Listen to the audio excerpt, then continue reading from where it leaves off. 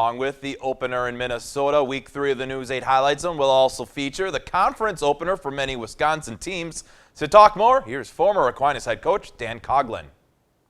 One of the trends I'm taking away in these first couple of weeks are non-playoff teams from a year ago off to really hot starts. Sparta, Luther, New Lisbon, Royal, and North Crawford, a combined 10-0 right now. Last year, those teams combined 9-34, so they've already eclipsed their win total from last year. Let's take a. You saw Sparta both times in their games. What have you seen out of them? Well, they've changed their offense. They went to the spread offense very effectively. They have a nice running attack. Plus, they can throw the football. They're going to be a force in the MVC for sure. And you mentioned spread. We're looking at the MVC teams. Out of the 8 football MVC teams, 6 of them now running the spread.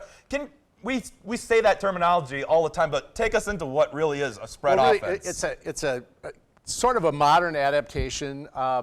Instead of having your receivers, your eligible receivers, close to the ball, you spread them out, hopefully to accomplish one of two things, either get, or both, two things. One is to get one-on-one coverage with the defensive backs and the receivers, and or to spread out the defense so it opens up running lanes. It can be very effective, but it is an athlete-driven offense. Put on your defensive coordinator cap when you are looking at a spread offense. What's the best way of stopping it? Well, you really have three basic options. You have to take a look at what they want to do, and you got to stop that first. If they are primarily a throwing team, well, then you have 2 options. You obviously have to put men to cover each one of the wide receivers, but then you can put defensive backs behind them to help them out.